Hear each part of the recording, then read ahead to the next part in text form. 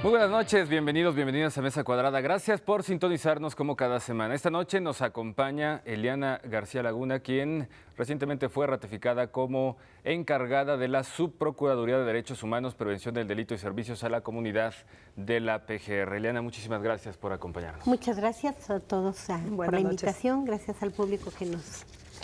Gracias, como cada semana, la maestra Verónica Ortiz. ¿Cómo están? Buenas noches. Y el periodista Pepe Ureña. Pepe. Buenas noches. Antes de entrar en materia, lo invitamos a ver esta cápsula que le hemos preparado precisamente sobre el tema de derechos humanos y atención a las víctimas. La Procuraduría General de la República es la institución encargada de promover, vigilar el cumplimiento de la Constitución y la procuración de justicia en el ámbito federal. El pasado 3 de marzo, Arely Gómez asumió la titularidad de la dependencia. El compromiso es claro.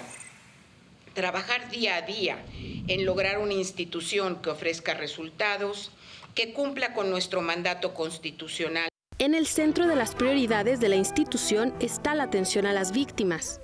Las víctimas del delito no deben sentirse abandonadas por el Estado mexicano y menos por esta institución. La procuradora ha subrayado que el trabajo de la dependencia debe basarse en 4 ejes transversales: respeto a los derechos humanos, transparencia y rendición de cuentas, vinculación ciudadana y una debida implementación del nuevo sistema de justicia penal acusatorio. Además, trabajará con los procuradores de los estados de la República para homologar políticas en materia de justicia. En los próximos meses, la institución enfrentará retos de suma importancia, como la implementación de la reforma penal que deberá estar lista en junio de 2016, la transición al sistema penal acusatorio y culminar el proceso legislativo de la reforma constitucional que desaparece esa institución y que crea la Fiscalía General de la Nación. Y esta noche con una invitada de lujo, una ciudadana, una activista con amplia trayectoria académica, política, responsable, maestra Verónica Ortiz, Pepe Ureña, de leyes tan importantes en nuestro país que recientemente fueron aprobadas como la Ley de Víctimas. Impulsó de manera enérgica también la reforma constitucional en derechos humanos. O sea, una activista que pasa precisamente de la calle, activista también con el Movimiento por la Paz, con Justicia y Dignidad, a la función pública, porque tiene la convicción de que desde el servicio público, desde las autoridades, también se debe trabajar por una sociedad mucho mejor en materia de derechos humanos. Nuevamente, bienvenida, muchas gracias por acompañarnos. Y yo creo que para arrancar es importante, es un tema de corresponsabilidad, que las instituciones informen a la ciudadanía para qué están sirviendo a la población y la ciudadanía que las conozca para saber para qué sirven y en qué manera las pueden atender, pueden acudir a ellas. En este caso, la Subprocuraduría a su cargo, ¿cuál es el trabajo que realiza? ¿Cuál es su función principal? Bueno, la Subprocuraduría tiene una denominación de prevención del delito, servicios a la comunidad, y su ámbito más general es el tema de los derechos humanos. Hemos estado impulsando a partir de que llegamos a la Procuraduría, que fue en enero del 2013, que se convierta en un espacio de diálogo, de interlocución con las organizaciones de sociedad civil y con la posibilidad de dar una atención digna, respetuosa a las víctimas de violaciones a derechos humanos y víctimas del delito que se acercan, ya sea a través de las propias organizaciones o que se acercan de manera individual. Y estamos construyendo en este esquema de prevención y servicios a la comunidad la posibilidad de tener 4 o 5 acciones de carácter estructural que permitan que, independientemente de los avatares que sufren las instituciones públicas, permanezcan como una acción de trascendencia para la posibilidad de que se respeten los derechos humanos, de que se trabaje con una perspectiva de justicia en los términos que lo ha dicho la Procuradora, bajo el eje de derechos humanos, de confianza ciudadana, en un momento que ustedes acaban de narrar de una manera espléndida. Son 3 circunstancias que está pasando la Procuración de Justicia en este país: la necesidad de culminar la reforma penal, que es un proceso que inició en el 2008 y culmina el año que entra, en junio; la transformación de la Procuraduría General de la República en una Fiscalía Autónoma, y la operación del sistema penal acusatorio oral adversarial. Estas tres circunstancias, combinadas con una situación en donde se percibe, en muchos casos con una gran legitimidad, que ha habido una vulneración a la protección de la dignidad de la persona en nuestro país de manera seria, son momentos de gran importancia para la tarea de quienes estamos en derechos humanos y además en la tarea de procurar justicia. Maestra. Creo que Gabriel hizo una introducción muy atinada y me parece muy interesante porque el perfil de alguien que viene, digamos, muy vinculado con la lucha social y me gustaría que nos compartieras eso, da una perspectiva diferente, supongo, a la función de servidora pública, sobre todo da una relevancia de haber, digamos, conocido de otra forma o de otra manera el trabajo que se puede hacer desde el gobierno, o en todo caso donde estuvieron errores o donde hay omisiones o donde incluso hay una sensibilidad distinta de quien ha estado de la trinchera social, digamos, y después pasa al gobierno. ¿Qué aporta Eliana García, tu perfil a la Procuraduría? Bueno, yo tengo desde 1977 cercana a la lucha por las personas desaparecidas en la búsqueda. Yo me acerqué desde muy joven al comité de madres que conformó la señora respetadísima, queridísima Rosario Ibarra cuando se estaba iniciando la lucha por la búsqueda de los desaparecidos. Este comité de familiares no solamente, o de madres, no solamente trabajaba en pro de la presentación, así era la presentación de los desaparecidos, sino también planteaba que terminara la persecución política y la libertad de los presos políticos. Entonces yo podría decir que esta lucha por los derechos humanos, que en aquel tiempo no sabíamos que así se llamaba, no era una moda, no era un planteamiento que fuese reconocido, sino era la lucha por libertades civiles, por libertades políticas, por la libertad de manifestación, de disentir. Yo pues tuve la oportunidad de compartir esta experiencia con el Comité de Madres y durante muchos años he estado cercana al trabajo social, el trabajo con las víctimas y en su momento incluso, como dijo nuestro conductor, yo he sido partícipe del Movimiento por la Paz, he sido cercana y estoy cerca de ese movimiento aún.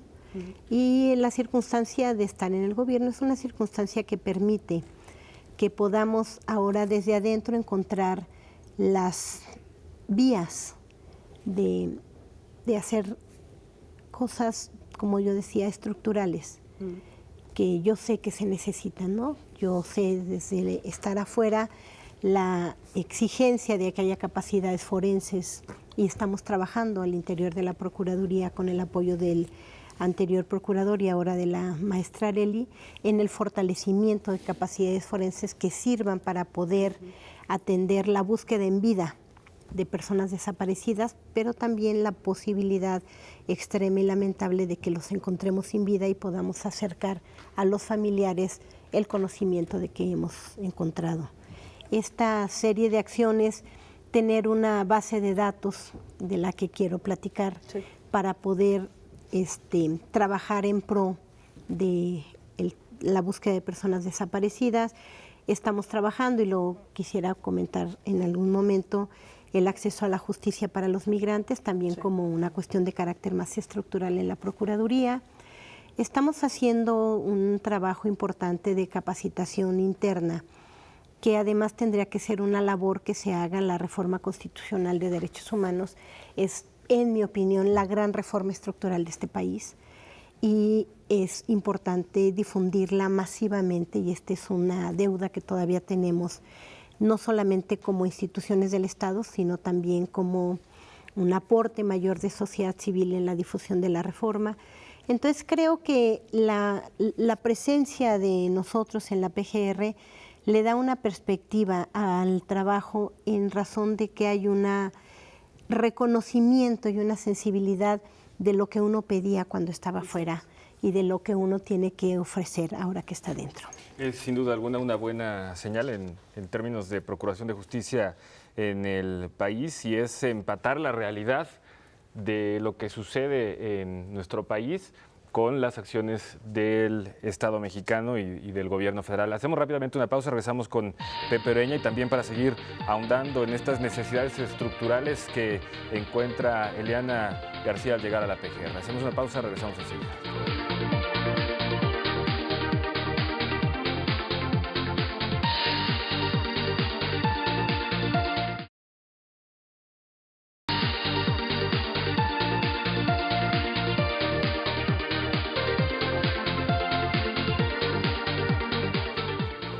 Estamos de regreso esta noche con nuestra invitada Eliana García Laguna, quien es encargada de la Subprocuraduría de Derechos Humanos de la PGR. Pepe Ureña. Sí. Oiga, usted hablaba de los desaparecidos. ¿Cuál es el mapa de desaparecidos? Denuncias que hay, cuántos se han confirmado, cuántos se han localizado y cómo se les ha localizado. Esa sería una parte, pero también ligada con otra. La lucha comienza en los 70s, efectivamente, con doña Rosario Ibarra, que es así el momento cuando se detona, y a partir de ahí ha venido una moda constante de crear organismos de derechos humanos. Se crea la Comisión Nacional de Derechos Humanos, las dependencias tienen derechos humanos, la Procuraduría, Gobernación, en los estados se reproduce la estructura burocrática. ¿Es moda o es realmente un afán de justicia en este país? Bueno, empezaría por comentar esta última parte. Yo creo que es una combinación de las dos cosas. Y no creo que sea estrictamente que podamos decir que es una moda. La entrada de la temática de derechos humanos a México se inicia más o menos por el año 2000, quizá un poquito antes, cuando Zedillo inicia la relación con el Alto Comisionado de Naciones Unidas en materia de derechos humanos. Esto se inició desde esa época. Y posteriormente, ya con Vicente Fox, se establece en México una oficina del Alto Comisionado. Es de los pocos países de América Latina que hay una oficina del Alto Comisionado de Naciones Unidas. Esta circunstancia, digamos, de establecer la oficina, permitió que hubiera una mayor interlocución, una mayor relación, una mayor apertura de nuestro país con las instancias internacionales de derechos humanos. ¿Es la oficina, perdón, para desaparecidos? No, es la oficina, Naciones Unidas tiene una oficina que es la oficina del Alto Comisionado de Naciones Unidas para los Derechos Humanos, que es la que de alguna manera coordina lo que es ahora el Consejo de Derechos Humanos de las Naciones Unidas. Esta oficina se instala en México en los primeros 2 años del gobierno de Vicente Fox. A partir de ahí entonces empiezan a venir relatores de derechos humanos, el relator de la tortura, el relator de detenciones arbitrarias, el relator de la libertad de expresión, al igual que empieza a funcionar de manera más clara lo que sería la relación con el Sistema Interamericano de Derechos Humanos. Las convenciones se aprueban desde el 67, del 70, pero es a partir de los 90 cuando entra una aprobación casi, digamos, pues masiva de tratados internacionales. La creación de la Comisión de Derechos Humanos. La propia creación de la Comisión de Derechos Humanos hace casi 25 años, pero realmente la impronta de derechos humanos entra a partir de que el mundo se relaciona más con México en esta materia. Entonces yo creo que sí se dio una combinación de una circunstancia real, objetiva, de la entrada de esta oficina a México, con, no sé exactamente si llamarle moda, sino la emergencia de muchos grupos de sociedad civil y al mismo tiempo institucionales vinculados con la temática de derechos humanos. Ahora, la pregunta que yo más bien pensaría que hay que contestar es ¿qué tantos resultados ha dado tener tantas instituciones y tantas instancias de derechos humanos en cuanto a la traducción de todo esto en la vida cotidiana? Lo que le están llamando ya desde el gobierno y la propia Procuraduría la justicia cotidiana. Y aquí es donde tenemos una deuda en cómo no hemos logrado convertir la sensibilidad de lo que significa ser un servidor público, como lo marca la reforma constitucional, que proteja, defienda, garantice y promueva los derechos humanos, porque seguimos pensando que eso solo le toca a las instituciones de justicia. Y hay un error.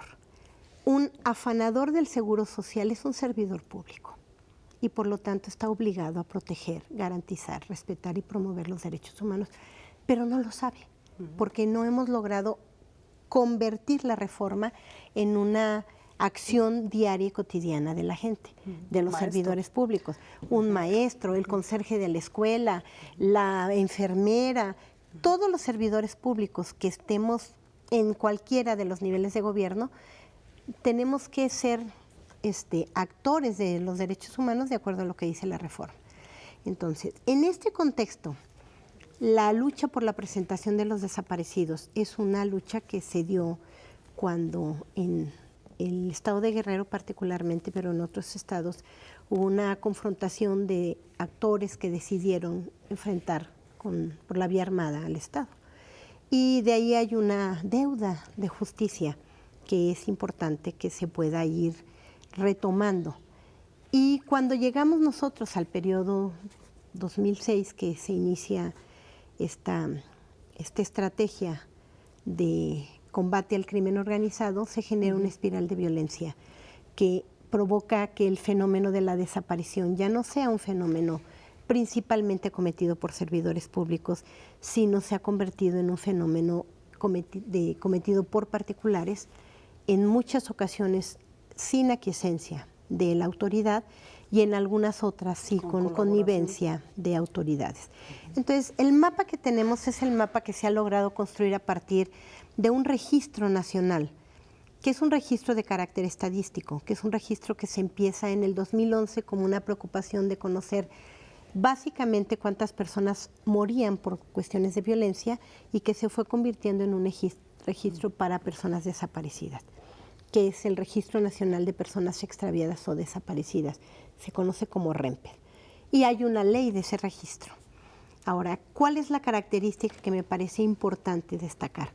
Es un registro que se crea y se forma a partir de la información que envían las entidades federativas. Hay evidentemente un subregistro en términos de la capacidad que pueden tener y la voluntad que pueden tener las propias entidades federativas de alimentar el registro. En este registro nosotros podemos encontrar personas que están, y por eso yo prefiero usar el término que usa la Cruz Roja Internacional, que es con una institución con la que hemos trabajado. La Cruz Roja Internacional en su programa Missing, que es el programa más importante que existe a nivel del mundo, dicen que son personas cuyo paradero desconocemos. Y como no sabemos dónde están, todas las instituciones tienen la obligación de buscarlas, independientemente de la razón por la que se hayan ido o por la que no estén. Entonces, así sea un joven que decidió que ya no quería vivir en su casa, por lo que fuese, su familia no sabe dónde está y hay que buscarlo.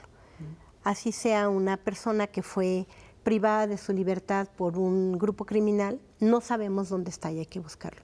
Entonces, esta determinación o esta definición que hemos optado para la construcción incluso de una base de datos mucho más sólida para buscar, que es la base de datos AMPM, pero decir que no sabemos dónde están, no sabemos su paradero y por lo tanto tenemos que buscarlos como instituciones, nos permite salirnos de esta discusión de nominal, de si son extraviados, desaparecidos, ausentes, no localizados.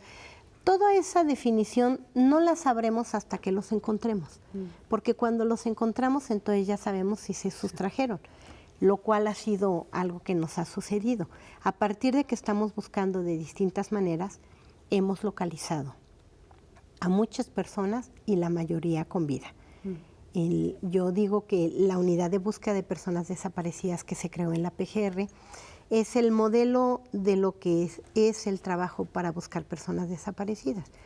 Entonces ahí hemos encontrado personas, la mayoría están vivas y la mayoría se sustrajeron voluntariamente, otras están en cárceles, otras estaban en hospitales. Hemos encontrado un porcentaje menor de personas sin vida, los hemos encontrado en fosas comunes, que son los CEMEFOS los que mandan a fosa común a una persona que no identifican. Los hemos encontrado. Algunas personas hemos logrado ubicar que salieron del país.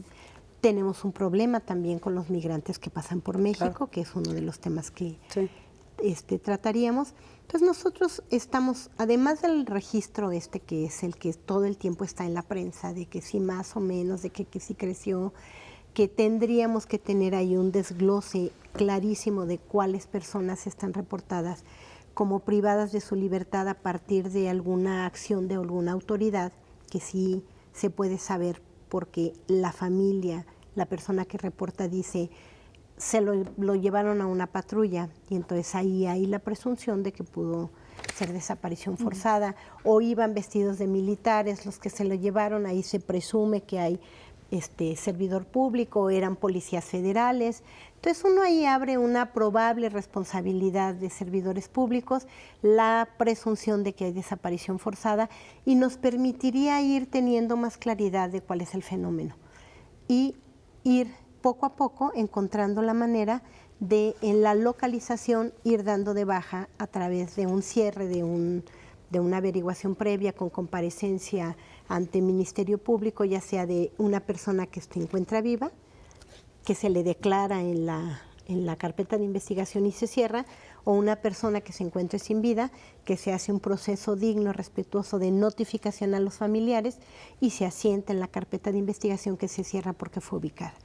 Entonces, esta es más o menos el panorama. Y si quieren ahorita me dan... Bien, después de la pausa hablamos precisamente de los temas que tenemos pendientes, como el acceso a la justicia a los migrantes. En este bloque, por lo pronto, importante el tema de la base de datos y también la necesidad de ir avanzando en la capacitación interna de servidores públicos sobre el conocimiento de los derechos humanos. Regresamos en un momento.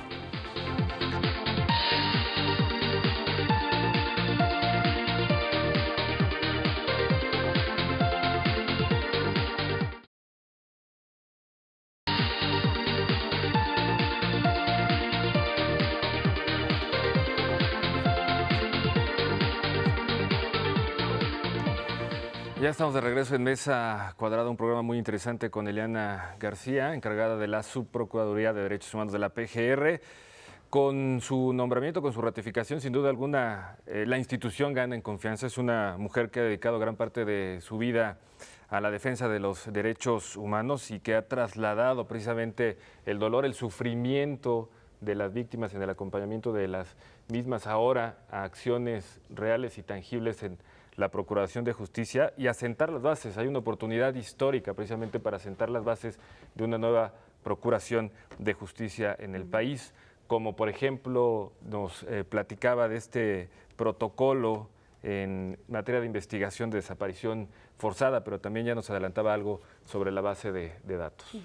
Sí, yo quisiera comentar que el 19 de diciembre del año pasado, como parte del seguimiento a una medida que fue anunciada el 27 de noviembre por parte del titular del Ejecutivo Federal, el 27 de noviembre, a raíz de los lamentables y dolorosos hechos de Ayotzinapa, se anunciaron una serie de medidas. Una medida anunciada por el presidente de la República fue la construcción de protocolos de investigación para la desaparición, la tortura y las ejecuciones extrajudiciales. Importantísimo tema. Y el 19 de diciembre, el Consejo Nacional de Seguridad Pública, que es la máxima instancia creada por la Ley General del Sistema de Seguridad Pública para acordar entre gobernadores, presidente, procuradores, secretarios, fiscales, acordó la creación de 2 protocolos, el de tortura y el de desaparición.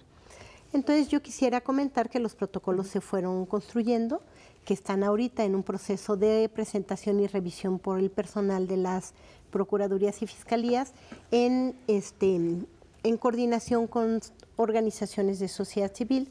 Los protocolos contienen cada uno de ellos cuáles son los pasos, así como receta de cocina, cuáles son los pasos que un Ministerio Público tiene que seguir, así el A, B, C, ante una denuncia de tortura y por lo tanto una investigación de tortura que pueda llevar hasta el momento de consignar y lograr una sentencia a alguien que sea acusado de haber cometido el delito de tortura.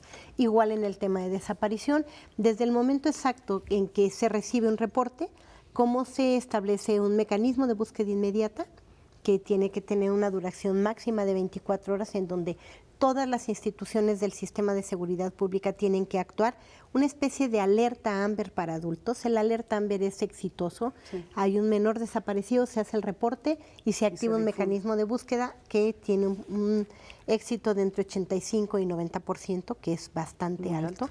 Entonces se pretende un mecanismo de ese tipo y cuando finalmente, haciendo una búsqueda intensa durante 24 horas, no se ubica el paradero de la persona, entonces ya se judicializa y ya el Ministerio Público también, cada paso que tiene que seguir siempre en el acompañamiento permanente de las familias, porque la credibilidad y la posibilidad de que un familiar de desaparecido en algún momento pueda llegar al reconocimiento de que se ha ubicado un paradero, aunque sea en una circunstancia lamentable, es que siempre estén cerca del Ministerio Público avanzando en la investigación. Los protocolos contienen lo que sería este procedimiento de investigación a nivel ministerial, a nivel pericial también, qué tienen que hacer los peritos en este trabajo y el trabajo policial y el de atención a víctimas. Y en estos protocolos, particularmente en el de desaparición, vamos a inscribir estos dos materiales que yo quería mostrarles a ustedes, que es el cuestionario para levantar la base de datos de personas para búsqueda en vida.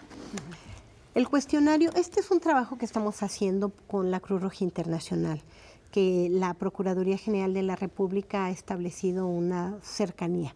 El cuestionario es un cuestionario en donde se saca información sensible y útil para la búsqueda de personas en vida, información que pareciera irrelevante, como si rechinaba los dientes, si fumaba, porque a la hora que tú buscas, son informaciones que te permiten saber si la persona que estás buscando va a ser una buena pista.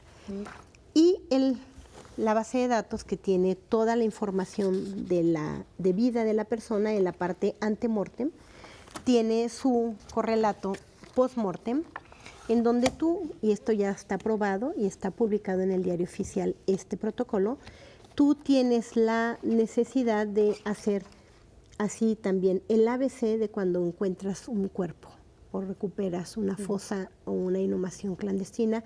¿Qué tienes que hacer? Así detalladamente, con imágenes, con el odontograma. Entonces, nuestra base de datos es una base de datos que tiene los mismos campos informáticos para personas que estás buscando con vida, que para las personas que sin vida necesitas identificar, y en algún momento tú le haces clic y se cruza la información y entonces tú puedes buscar. ¿Esto está previsto para todos los estados de la República? Esto está previsto para todos los estados. Es decir, para que justamente se haga el cruce a nivel federal. La Conferencia Nacional de Procuración de Justicia, que preside actualmente la Procuradora, ha adoptado el sistema informático. Se va a hacer la firma en mayo de una adenda, un convenio con la Cruz Roja Internacional.